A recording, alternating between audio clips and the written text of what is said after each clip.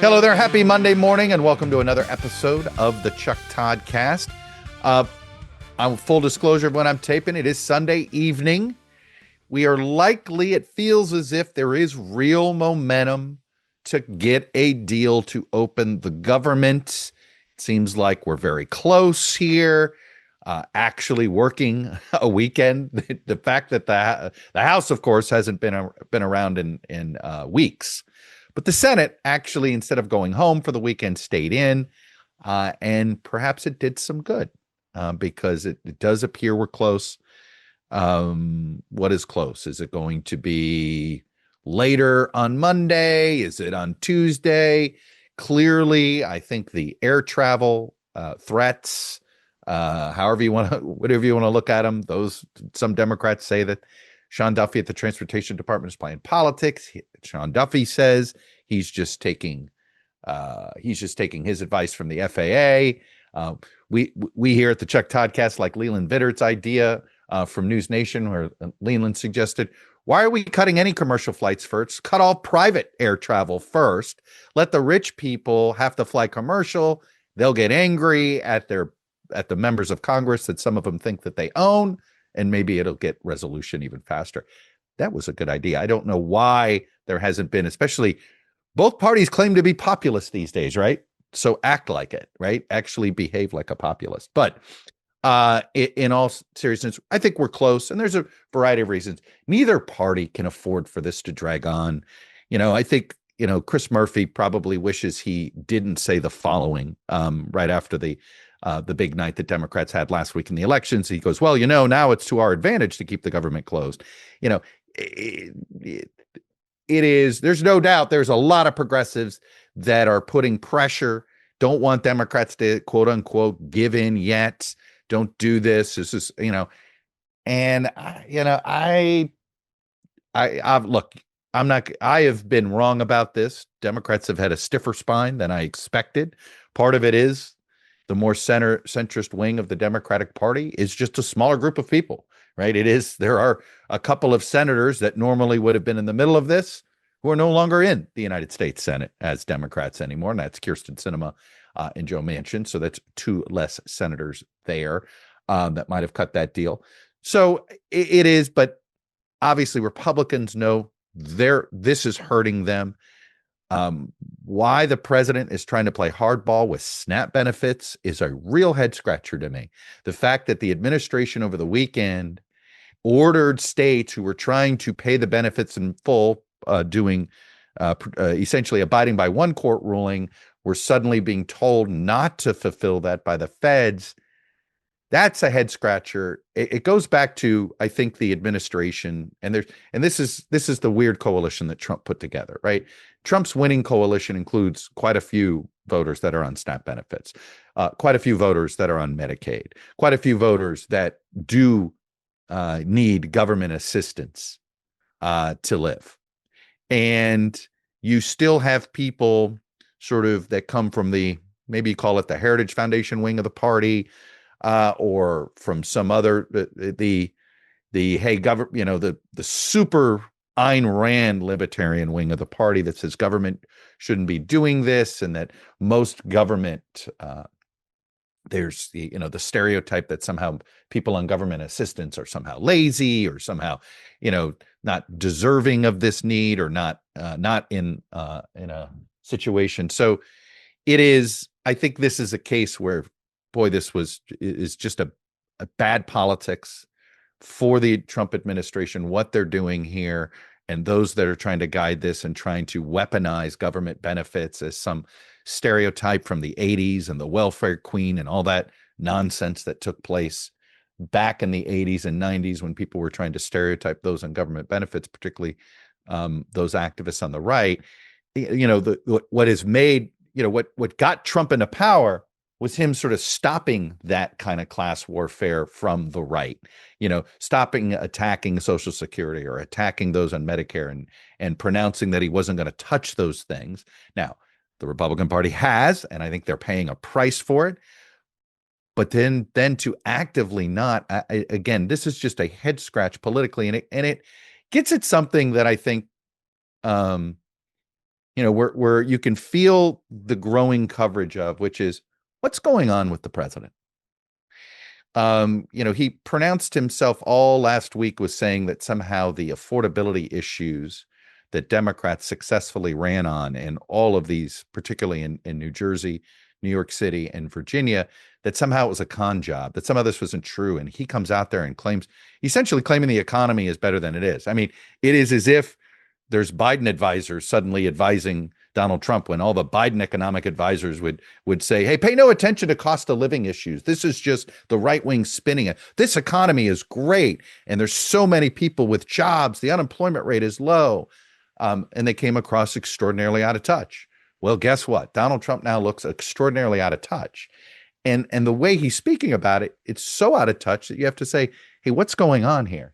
Is he not fully briefed? Is he not getting a full picture? Is he got an information bubble now that does not give him any sort of reality anymore? Is the filter to think that he was more focused today on Sunday going to a Commanders game in order to lobby the Washington Commanders to name the new stadium after him. And oh, by the way, in the same weekend that he says, don't even let them eat crumbs of a cake, we're going to pull all attempts by states to fund SNAP benefits. This is just really stupid politics. It hands, and this goes back that this is a Republican Party that's still not comfortable being Trump's party at times, not understanding who its voters actually are, that the voters that they think they're representing and the voters that they're actually representing, that they present essentially two different messages there to them. So I think this is weirdly the out of touchness of the Trump administration on this shutdown is, I think, motivating a bunch of Republicans to say, hey, healthcare is going to kick our ass in the midterms if we're not careful here anyway. Let's at least deal with the Obamacare premiums here. Democrats are offering Republicans a political lifeline here to extend them a year and see what happens, basically get through the election year. I mean, the political picture is bad enough that's being painted right now going into the midterms when you look at what happened. In fact, the further away we get from those Tuesday elections, the more you realize just how much energy is on the left and how little energy is on the right. I still can't get over. And I think this is where, there's a lot of people distracted by Mamdani. Okay. And there's unfortunately, a lot of the political conversation is just completely distracted by Mamdani. What happens in New York City is a New York City thing. It is, I know there's going to be a lot of people trying to extract what's happening in New York City and apply it nationally.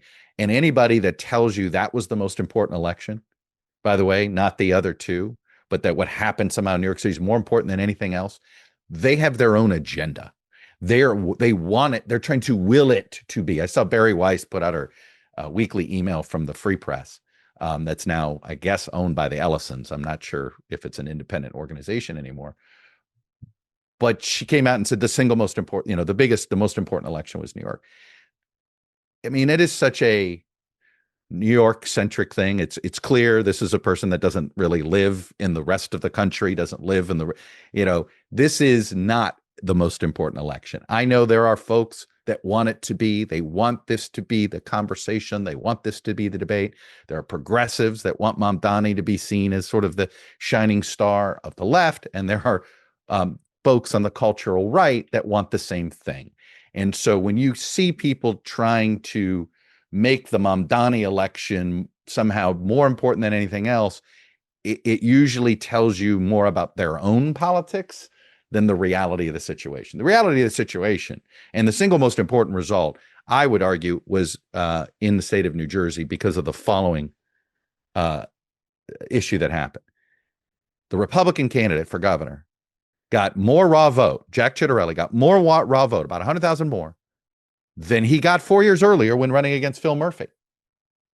That was a good Republican year, by the way. But this time he got 100,000 more votes. 4 years ago, he lost by 3 percentage points. This year, he lost by 13 percentage points. You know why? Because Mikey Sherrill got 400,000 more votes than Phil Murphy did. More than 400,000 more votes. That is an ass whooping, number one. And number two, that is a turnout. So when you see the president's political director, James Blair, go out there and say, oh, there was nothing in the exit poll that indicated that this somehow was a referendum on Donald Trump. You're like, okay, there was nothing in the exit poll that said it was a referendum on Donald Trump. You know what was proof that there was a referendum on Donald Trump? The raw vote totals in all of these elections. That's proof that this was a referendum on Donald Trump. You have a Republican Party and independent voters who are not interested in voting as much as independents that want to check Trump, and Democratic voters. The surge in Democratic participation in Virginia, in New Jersey, and the fact that you also had the other test that we got, which is the state of Georgia, where neither party spent any money on a couple of statewide races for public service commissioner, and the Democrats won both races in a rout against two appointed incumbents. They're incumbents, but they were appointed. They hadn't faced the voters before. But you put all that together, this is a referendum on Donald Trump. So, that's whistling past the graveyard. Again, all of this, I think, is also pushing congressional Republicans to hurry up and get a deal. Now, do Democrats, how quickly do they want this deal? I do think you've had the center and center left Democrats have been a little antsy about this. The poll numbers have been narrowly favoring sort of Democrats on this shutdown issue. They're winning the issue by a lot. Healthcare specifically. So that's a net positive for them. But with so many, past 40 days, with what's happening, whether it's the FAA issuing safety regulations or the Trump administration playing hardball with air traffic, it doesn't matter. We're too close to Thanksgiving. Take the win. I've been saying it for 3 or 4 weeks, right? Take the win. You got what you wanted out of these elections, out of these off year elections. You've got what you need out of this. You've got the ability to recruit more candidates.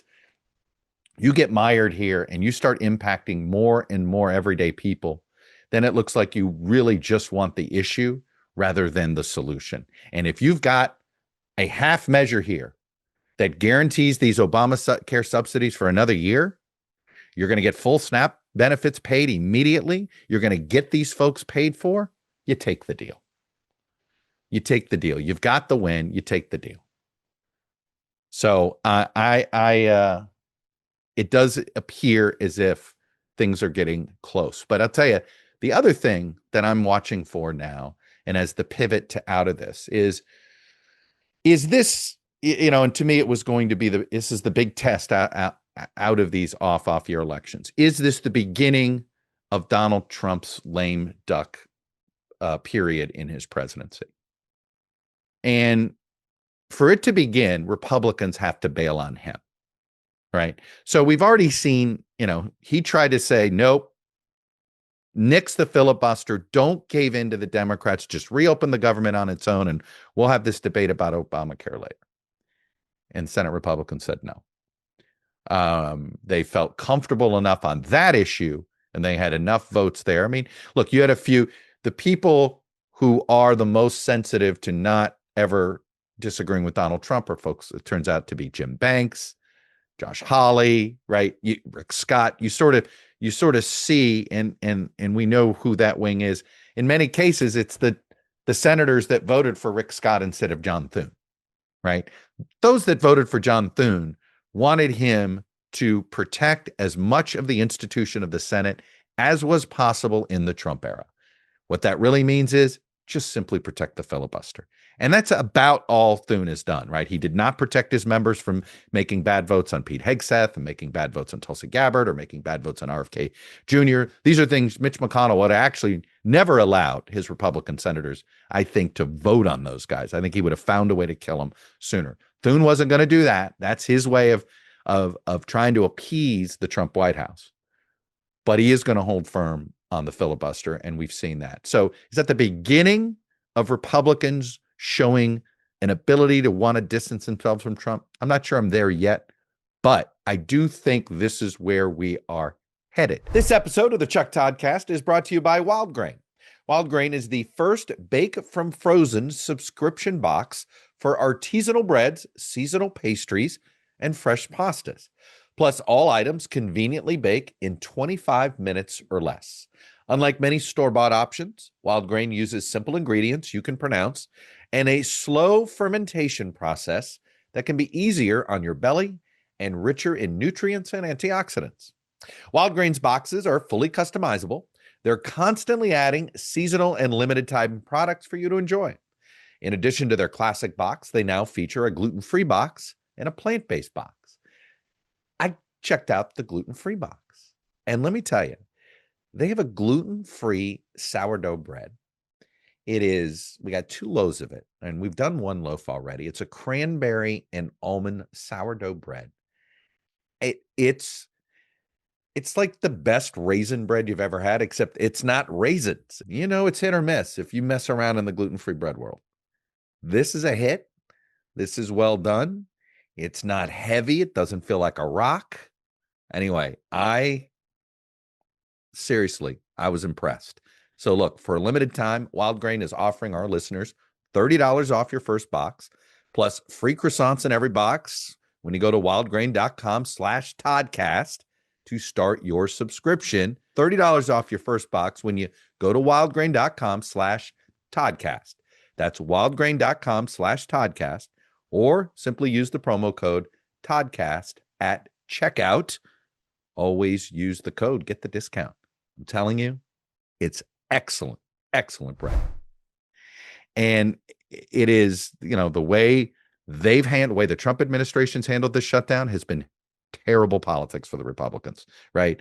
The aggressiveness on SNAP, basically pushing back on federal judges who are just telling them, hey, just feed those in need. That's what this program is supposed to be for, and them pulling it back again. This is many of their own voters. There are more poor white people in this country than there are poor people of color. Just remember that. And many of those poor white people were voters of Donald Trump. So the inability for them to see that does put them in where the affordability message suddenly becomes even easier for the Democrats to adopt. I mean, that's what's so funny about politics sometimes is how often parties don't learn the lesson from the other party. I mean, on one hand, Democrats got the memo after the 2024 election. Hey, stop talking about any other issue other than affordability.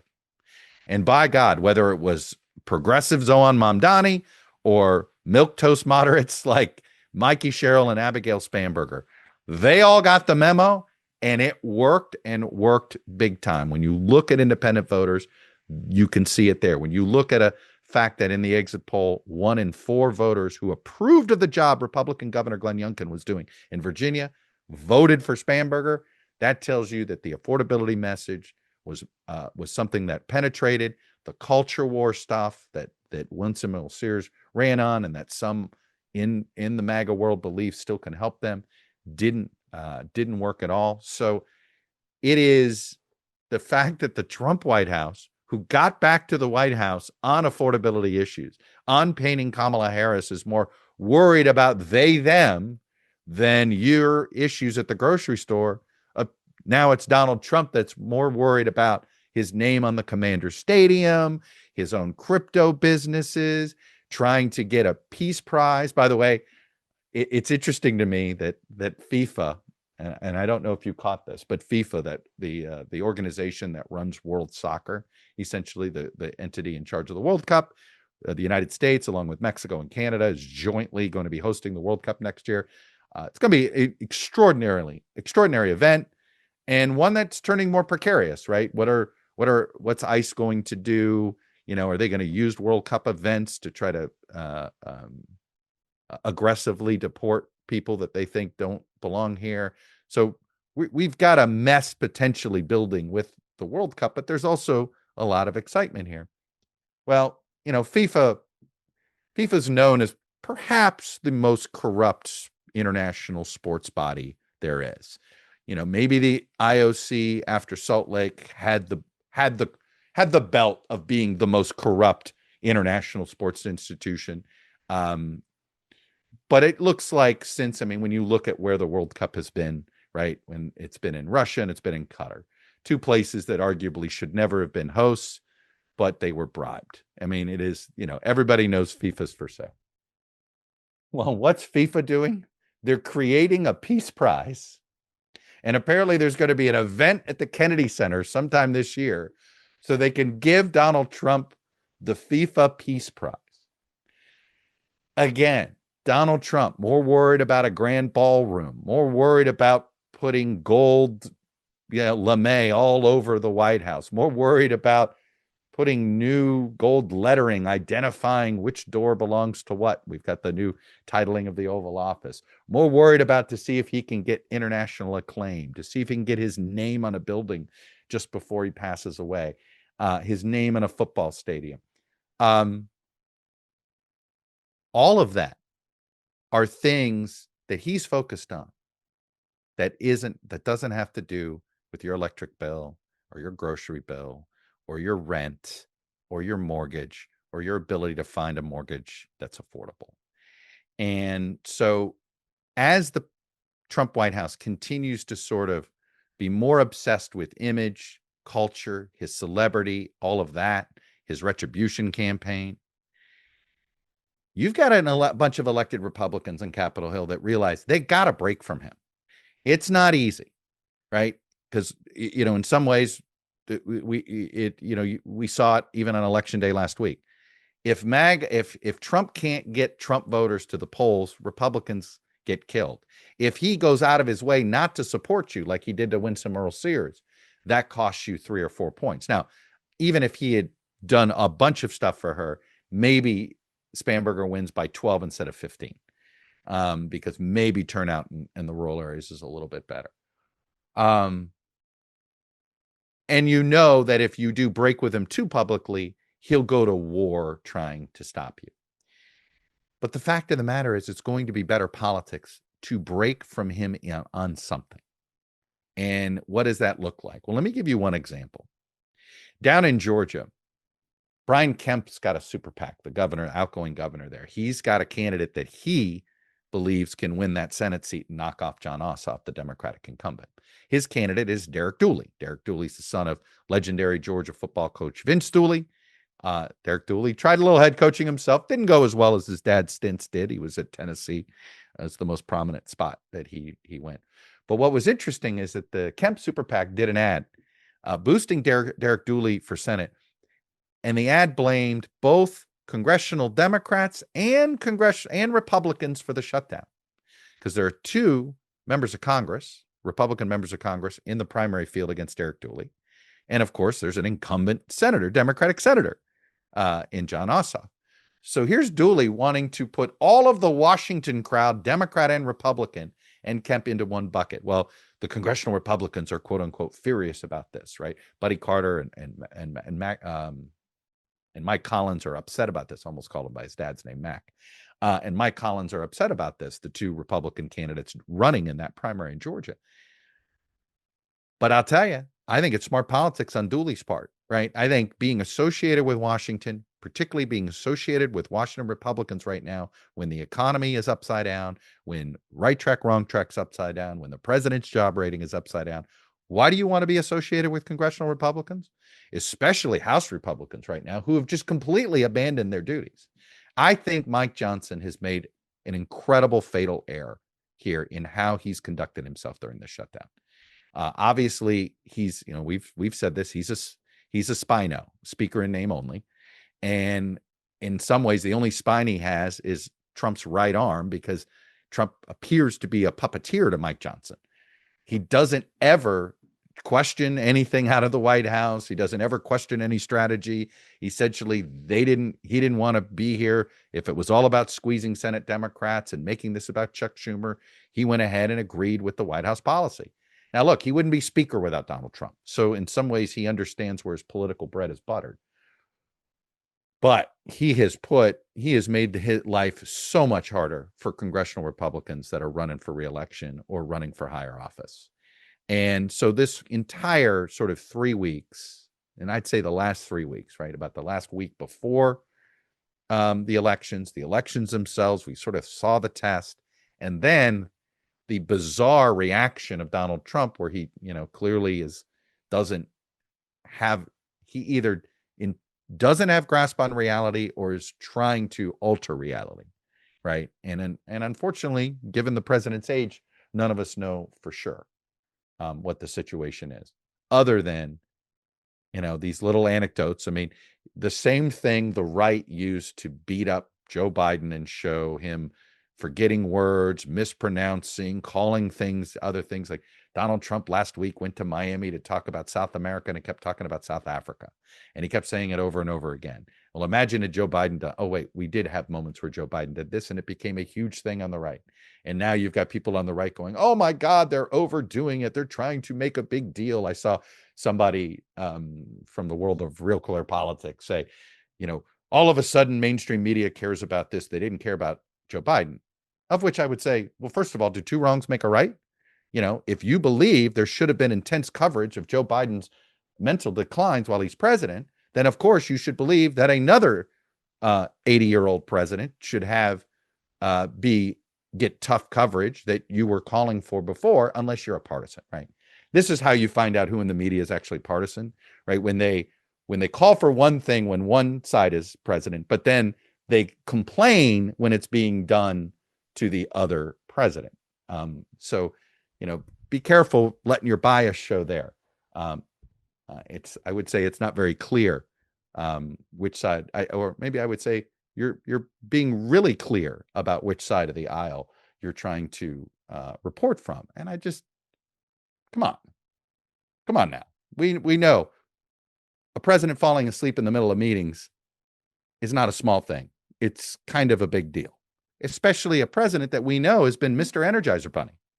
So if suddenly he's not Mr. Energizer Bunny, then maybe we all would be concerned that something is wrong here. So bottom line, I do think we are in the very early stages of the Trump lame duck presidency. It's not there yet. He does have too much executive power in too many ways, and he's still good at being able to hijack a media, a media news cycle and all of those things. But you have a lot of elected Republicans who are trying to find a way out. How do they distance themselves without full alienation of the MAGA base? You're seeing the tiptoes. And look, there's some other things that are dividing MAGA right now too, including the bizarre Tucker Carlson. Like I sort of follow this. It's funny to me that a whole bunch of conservatives are just discovering now that there's an anti-Semitic Tucker Carlson wing of the party. Like, guys, some of us experienced that anti-Semitism from that wing of the party 10 years ago. Okay. But look, I get it. Everybody's got their own information bubble, and maybe they compartmentalized the anti-Semitism on the right and only was focused on the anti-Semitism on the left. As I have said repeatedly, anytime you see the rise of populism, left-wing or right-wing populism, I promise you the anti-Semites, the left-wing anti-Semites or the right-wing anti-Semites, come out from under their rock and embrace that populism and go and target the Jews. It's been happening on the right and it's been happening on the left. Those that think it's only the other side literally have blinders on. So sadly, I've experienced it from both sides of those aisles. There's a reason results matter more than promises. Just like there's a reason Morgan & Morgan has become America's largest injury law firm.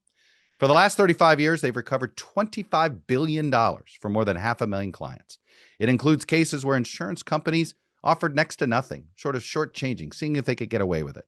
And Morgan & Morgan fought back, and they won millions.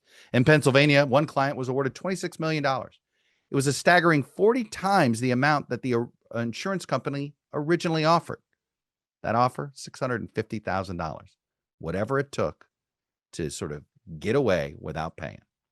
So with more than 1,000 lawyers across the country, Morgan & Morgan knows how to deliver for everyday people. So if you're injured, you're looking for a lawyer, check out forthepeople.com/ToddCast or dial pound law, pound 529 on your cell phone.